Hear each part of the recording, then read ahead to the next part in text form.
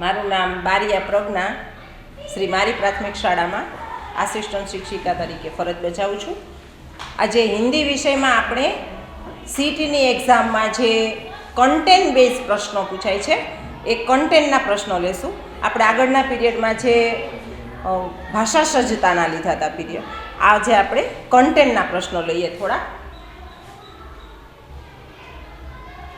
Objective प्रश्नों में कंडला क्या है? कंडला बंदरगाह है. ऑप्शन छे एक साचो हशे अने 3 खोटा जवाब छे. हवाई अड्डा, औद्योगिक नगर नहीं, पर्यटन केंद्र नहीं, बंदरगाह. बंदरगाह साचो, बंदर छे कंडला. बाबा भारती के घोड़े का नाम क्या था? ऑप्शन छे सुल्तान, चेतक, शक्ति के माणिक. साचो जवाब छे सुल्तान. सुल्तान बाबा भारतीना घोड़ानुं नाम हतुं. विनम्र ही पृथ्वी के वारिस होंगे, यह उक्ति किस धर्मग्रंथ की है? धर्मग्रंथ का नाम छे बाइबिल, गीता, कुरान, रामायण. लाल बहादुर शास्त्री जी ना एकम माथी लीधेली छे आ पंक्ति.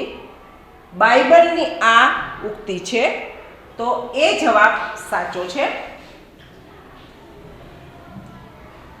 चूहा हाथी की लुंगी से क्या लगाएगा? चुटकुले छे. चुटकुले माथी आ लीधेलो छे. चादर. हाथी की लुंगी से चूहा छोटा है तो हाथी की लुंगी से क्या लेगा? चादर बनाएगा, धोती बनाएगा, कमीज बनाएगा? नहीं. चूहे ने कहा था कि मेरे बेटे की शादी है तो वो तंबू लगाएगा. तो डी है वो सच्चा है जवाब. जहाँ ज्यादा बारिश होती है वहाँ क्या पाया जाता है? शहद. વધારે વરસાદ થાય ત્યાં શું વધુ હોય? શહદ, ગોંદ, છાતા, લાખ. तो छाता शब्द साचो छे. छाता शब्द के एक जोक्स में छे के शू वधारे होय तो के भाई छाता, के लोगोने छतरीनी जरूर पड़े. पापा बेटे को प्रति चाटा कितने रुपए देते थे? 2, 3, 4 या 5 रुपये देते थे. वो भी चुटकुले में से. जहाँ घोड़ा बांधा जाता है उसे क्या कहते हैं? घोड़े बांधने का स्थान उसे क्या कहते हैं? अस्तबल कहते हैं, अस्तिबल, स्वस्तबल के अस्तवम. सरखा लागता शब्दों मूकेला होय जेथी आपणे गूंचवणमां मुकाई जईए, परंतु एनो साचो जवाब छे अस्तबल. बाबा भारती चाहते थे कि लोग गरीबों पर वाक्य पूर्ण करवानुं छे. आपणे गरीबों पर क्या?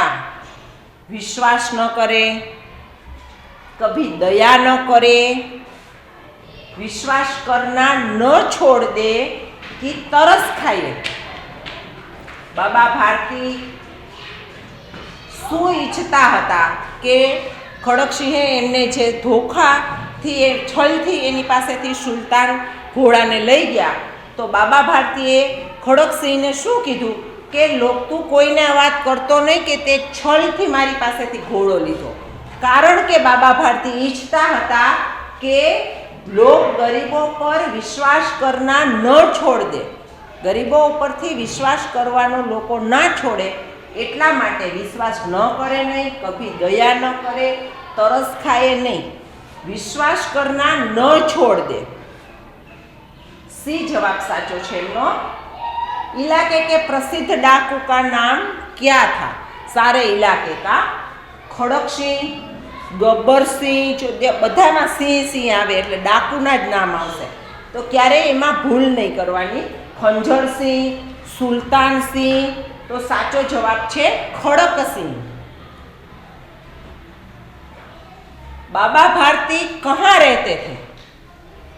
बाबा भारती घर में रहते थे, झोंपड़ी में रहते थे, धर्मशाला में रहते थे कि मंदिर में रहते थे? તો સાચો જવાબ છે મંદિરમાં. ગામની બહાર એક મંદિર હતું, ત્યાં બાબા ભારતી પોતાના ઘોડા સાથે રહેતા અને આરામની જિંદગી વિતાવતા હતા. शास्त्री जी के लिए कर्म क्या था? शास्त्री जी के लिए कर्म धर्म था, भक्ति था, जीवन था या ईश्वर था? लाल बहादुर शास्त्री બહુ જ નેક અને ઈમાનદાર વ્યક્તિ હતા. તેમના માટેનું કર્મ જ એમનો ઈશ્વર હતો. भारत के 9वें राष्ट्रपति कौन थे? एपीजे अब्दुल कलाम, डॉक्टर राधाकृष्णन, श्री शंकर दयाल शर्मा, सरदार झैल सिंह. तो सी जवाब साचो आवशे, श्री शंकर दयाल शर्मा. पत्र के कितने प्रकार है? આપણે પહેલો જ એકમ છે પત્ર કન્ટેન્ટમાં, તો એમાં પત્રના પ્રકારોના નામ દીધા છે 3, 5, 2 કે 4. 3 પ્રકાર છે. વ્યક્તિગત પત્ર છે, કાર્યાલયીન પત્ર છે અને વ્યાવસાયિક પત્ર છે. વ્યક્તિગત પત્રમાં નિમંત્રણ પત્ર આવે, બધાઈ પત્ર આવે. તો એ પત્ર આપણા સંબંધીઓ, સગાને કે મિત્રોને આપણે લખી શકીએ. અનુમતિ પત્ર આવે, બધું વ્યક્તિગતમાં આવે. બીજો પત્રનો પ્રકાર છે કાર્યાલયીન પત્ર. તો આપણે કંઈ શિકાયત કરવી હોય તો એ આપણે કાર્યાલયીન પત્રમાં, કે અમારા ઘરની બાજુમાં કચરાનો ઢગલો છે તો આપણે ઓફિસમાં મહાનગરપાલિકામાં જઈને એની ફરિયાદ કરવી હોય તો એ કાર્યાલયીન પત્રમાં આવે. ત્રીજો પ્રકાર છે વ્યાવસાયિક પત્ર. વ્યાવસાયિક પત્ર છે એ ધંધા રોજગાર માટેનો પત્ર લખવામાં આવે, કે કોઈ પુસ્તકો મંગાવવાના છે, કોઈ વસ્તુ મંગાવવાની છે, એના માટેનો પત્ર છે. તો એના કુલ 3 પ્રકારો છે. पत्र में सबसे ऊपर किस ओर पता लिखा जाता है? पत्रमा बधानी ऊपर कई दिशाમાં, ગુજરાતીમાં અને હિન્દીમાં બહુ ભૂલ થાય છે કે બેયમાં અલગ અલગ દિશામાં હોય છે. તો પત્રમાં સાવ ઉપર કઈ બાજુ વ્યક્તિનું નામ, એડ્રેસ લખવામાં અને તારીખ લખવામાં આવે છે. તો નીચે, દાઈ ઓર, દાઈ યાની જમણી બાજુ, ऊपर के बाई ओर डाबी बाजू. तो हिंदी में डाबी बाजू, बाई ओर पत्र का पता लिखा जाता है. पत्र समाप्त होने पर किस ओर पत्र लिखने वाले का संबंध और नाम लिखा जाता है? पत्र જ્યારે પૂરો થાય ત્યારે કઈ બાજુ? તો એમાં પણ ડાબી બાજુ જ જે પત્ર લખે છે એમનું નામ અને એમનું સંબંધ લખવામાં આવે. પુત્રીએ લખ્યો હોય તો આપકી પુત્રી, વિદ્યાર્થીએ લખ્યો હોય પત્ર તો આપકા આજ્ઞાંકિત વિદ્યાર્થી, અને પછી એનું છેલ્લે નામ આવે. फिर आप जहाँ रहते हैं वहाँ का पिन कोड नंबर क्या है? આવો પણ પ્રશ્ન પૂછવામાં આવે. તમને ખબર હોવી જોઈએ કે તમે જ્યાં રહ્યો છો એનો પિનકોડ નંબર કયો છે. તો આપણો જુનાગઢમાં 362001 આપણા એરિયાનો પિનકોડ નંબર છે. બીજા બધા એને મળતા નંબરો આપેલા હોય પણ એનાથી આપણે આપણો નંબર યાદ રાખવાનો, ગૂંચવણ ના થાય. કચ્છ કી શેર ઇકાઈ કે લેખક કોણ હે? દરેક એકમના લેખક અને તેમના સાહિત્ય પ્રકાર તો પહેલાં જ યાદ રાખી લેવાના આવે, કેમ કે સાહિત્ય પ્રકાર અને લેખક વધારે પડતું પૂછાતું હોય છે. કચ્છ કી શેર ઇકાઈ છે એમના લેખક છે હરેશ ઢોલકિયા. એના મળતા બીજા આજુબાજુના પેલા લેખકોના નામ હોય કે મળતા આવતા હોય, પણ આપણે સી ઓપ્શન આવશે, હરેશ ઢોલકિયા. कच्छ की शेर इकाई का साहित्य प्रकार क्या है? साहित्य प्रकार कच्छ की शेर ए क्यों छे? उपन्यास छे, यात्रावृत्त छे, कहानी छे के रेखाचित्र छे? तो यात्रावृत्त छे, એટલે કે પ્રવાસ વર્ણન છે આખું. એટલે આપણે બી ઓપ્શન સાચો આવશે. कच्छ का प्रवेश द्वार किसे कहा जाता है? તો કચ્છમાં આપણે અંદર પ્રવેશ કરીએ તો સામખિયાલી પહેલું ગામ આવે છે, એને કચ્છનું પ્રવેશ દ્વાર કહેવામાં આવે છે. તો આપણો એનો ઉત્તર આવશે સામખિયાળી. પછી કચ્છના જ બીજા ગામના નામ હોય, માંડવી, નલિયા, ભુજ, પણ સાચો જવાબ છે સામખિયાળી.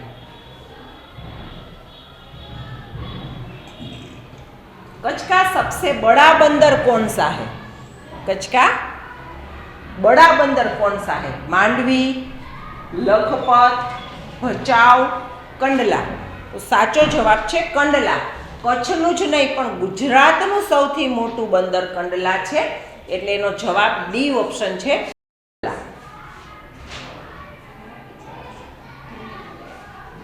कौन से वर्ष में कच्छ भूचाल में खंडित हुआ था? भूकंप આવ્યો હતો અને કચ્છનો સાવ નામો નિશાન નહોતું અને બહુ જાનહાનિ થઈ હતી. તો કઈ સાલમાં થઈ હતી? આપણને સાલ પૂછી છે. 2000, 2001, 2010 કે 2100? तो 2001 में भूकंप आया था. डायरी को हिंदी में दूसरे कौन से नाम से पुकारते हैं? डायरी ने આપણે બીજા કયા નામે ઓળખીએ છીએ? કહાની નહીં, દૈનિકી. દૈનિકીથી ઓળખીએ છીએ. કવિતા કે યાત્રાવૃત્ત નહીં. દૈનિકી પણ હિન્દીમાં કહે છે ને દૈનંદિની પણ કહેવામાં આવે છે. मत बांटो इंसान को कविता के कवि का नाम क्या है? सुदर्शन, कलापी, विनय महाजन के कबीर? तो विनय महाजन जी छे मत बांटो इंसान को कविताना कवि. અને વિનય મહાજનજીએ મત બાંટો ઇન્સાન કો જેવી અનેક કવિતાઓ આપી છે, જેમાં તેમને જાતિ, રંગ, ભાષા, પહેરવેશ આ બધાના ભેદભાવોને ભૂલી અને લોકોને એક સંપીને અને એક સાથે રહેવાના ઘણા બધા ઉપદેશો આપેલા છે. कर्मयोगी लाल बहादुर शास्त्री इकाई का साहित्य प्रकार कौन सा है? तो वो साहित्य प्रकार निबंध छे, कहानी छे, रेखाचित्र छे के यात्रावृत्त छे? तो आपणे याद राखवानुं छे के रेखाचित्र छे कोई पण व्यक्ति होय एमना जीवन उपरथी जे कांई आलेखन करवामां आवेलुं होय ए रेखाचित्र होय छे. एटले के लाल बहादुर शास्त्रीना जीवन उपरथी આપણને જે એના ચરિત્રનું ચિત્રણ કરવામાં આવ્યું છે એટલે એ રેખાચિત્ર છે. संत कबीर किस शताब्दी के कवि थे? संत कबीर किस शताब्दी के? 17वीं शताब्दी के, 11वीं शताब्दी के, 15वीं शताब्दी के कि 16वीं शताब्दी के? तो कबीर जी 15वीं शताब्दी के कवि थे. आप તમને ખબર હોવી જોઈએ કે કબીરજી, રહીમજી, તુલસીદાસજી બધા જ કવિઓ મધ્યકાલીન યુગના કવિઓ હતા, બધા જ ભક્ત કવિઓ હતા. પરંતુ કબીરજી અને તુલસીદાસજી રામ ભક્ત હતા. તેઓના દોહાઓમાં રામ ભગવાનનું અને માનવ જીવનના અમુક મૂલ્યોનું ચિત્રણ કરવામાં આવ્યું છે. તો કબીરજી હતા રામ ભક્ત હતા, ભક્ત કવિ હતા. રામજી ઉપરથી એણે દોહાઓ લખ્યા હતા, પરંતુ તેઓ મધ્યયુગીન ભક્ત કવિમાં નિર્ગુણ ભક્ત હતા. નિર્ગુણ એટલે કે જેમને રામ ભગવાનના દોહાઓ લખ્યા છે પરંતુ એમના ચરિત્રનું વર્ણન, ચિત્રણ નથી કર્યું.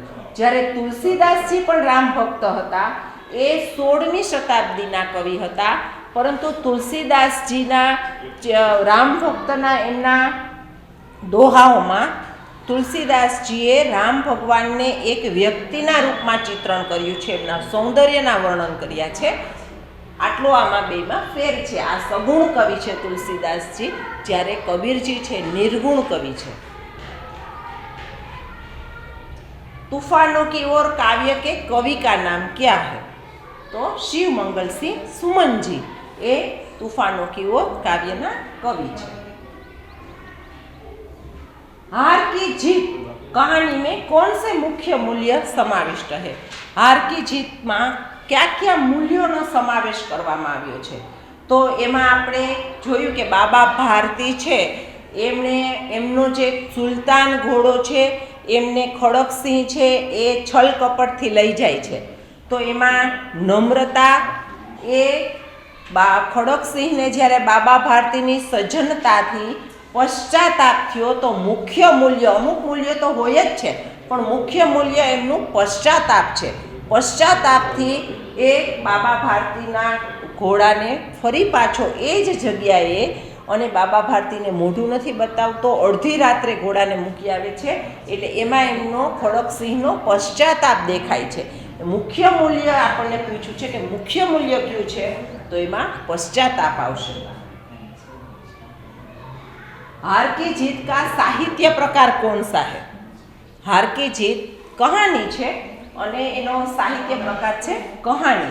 એ રેખાચિત્ર નથી, દૈનિકી નથી, નાટક નથી. જ્યારે સંવાદના રૂપમાં કોઈ પણ એકમ હોય એ નાટક હોય છે. કોઈ પણ વ્યક્તિનું ચિત્રણ હોય આખા જીવનનું તો એ રેખાચિત્ર હોય છે. દૈનિકી યાની કે ડાયરી, ડાયરીના રૂપમાં પણ નથી. કહાની છે, એક વાર્તા છે. हार की जीत कहानी के लेखक कौन है? એમના લેખક કોણ છે? તો સુદર્શનજી છે, પ્રેમચંદજી કલાપી, ડૉક્ટર રાજેન્દ્ર શુક્લ.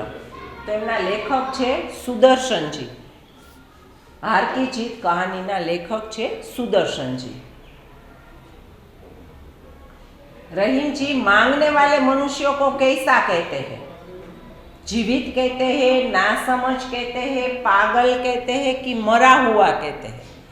तो रहीम जी कहते हैं कि जो कछु मांगन जाए वो नर मर चुका, जो कहूँ मांगन जाए मरा हुआ वो मरा हुआ कहते हैं. कबीर ने साईं शब्द का प्रयोग किसके लिए किया है? साईं यानी कि भगवान, भगवान के लिए किया है. साईं इतना दीजिए जामे कुटुंब समाय, मैं भी भूखा ना रहूं, साधु न भूखा जाए. कबीरजी मात्र भगवान પાસે એટલું માગે છે કે મારે જાજી ધન સંપત્તિ જોતી નથી. તો એ ભગવાનના રૂપમાં છે. जग में किसकी मजाक उड़ाई जाती है? जग में किसकी मजाक? बुद्धिमान व्यक्ति की, बिना विचार किए कार्य, जो बिना विचारे कार्य करे उसकी, मूर्ख की कि पंडित की. આમાં આપણને ઘણી વખત ગૂંચવણ થાય કે બધું જ નજીકના એમના અર્થ આવે છે કે જગમાં કેની મજાક ઉડાવવામાં આવે છે. તો બુદ્ધિમાન માણસની મજાક ક્યારે ઉડાડાય નહીં. બિના વિચારે જો કરે વો પાછો પછતાય. એટલે રહીમજીએ કીધું છે કે બિના વિચારે, બી ઓપ્શન છે એ સાચો આવશે. મુખ્યત્વે આપણે કાયમી માટે ખાસ ધોરણ 8માં કન્ટેન્ટમાં એ જ યાદ રાખવાનું છે કે બધા જ સાહિત્ય પ્રકાર, બધા જ લેખકોના નામ, કવિના નામ અને સાહિત્ય પ્રકાર, આ બધા જ આપણે ખાસ યાદ રાખવાના આવે છે. પહેલો પત્ર લેખનનો જે પાઠ છે, પહેલો પત્રમાં પણ એ જ યાદ રાખવાનું છે કે પત્ર છે એ હંમેશા કેવો હોવો જોઈએ? સંક્ષિપ્ત હોવો જોઈએ. પત્રમાં ડાબી બાજુ એમનું સરનામું અને નામ હોવું જોઈએ. પછી એમાં વિષય વસ્તુ બહુ જ ટૂંકમાં સ્પષ્ટ હોવી જોઈએ. એનું સંબોધન છે એ શિષ્ટ ભાષામાં હોવું જોઈએ. અને છેલ્લે જ્યારે જે પત્ર લખે છે એમનું નામ અને સંબોધન એ પણ શિષ્ટ ભાષામાં હોવું જોઈએ. કચ્છ કી શેરમાં ઘણા બધા એવા સ્થળો છે, માંડવી છે, ભુજ છે, તો એનો કાળો ડુંગર છે. એની અંદરથી એવા પ્રશ્નો તમને પૂછાય કન્ટેન્ટમાંથી ક્યારેક કે આપણે ગૂંચવણમાં મુકાઈ જઈએ કે માંડવી છે એ પણ બંદરગાહ છે, કંડલા છે એ પણ બંદરગાહ છે. તો આપણને પૂછ્યું હોય કે બડા બંદરગાહ ક્યાં હે, તો આપણે કંડલા જ જવાબ આવે. આવી રીતે નાના કબીરના અને રહીમના દોહાઓમાં એમાં પણ સાવ નજીકના શબ્દો હોય એવા શબ્દો આપણને પૂછાઈ શકે છે. કચ્છનું પ્રવેશ દ્વાર કયું છે? તો સામખિયાલી. કચ્છમાં પ્રવેશ કરો તમે એટલે એમાં નાનું રણ અને મોટું રણ, બેય રણો આવે છે. એમાં તમને ક્યાંય રેતી નથી દેખાતી અને રણ છે એવો પણ પ્રશ્ન પૂછાઈ શકે કે રેતી નથી અને રણ છે, તો આ કેવી રીતે પૂછાઈ શકે?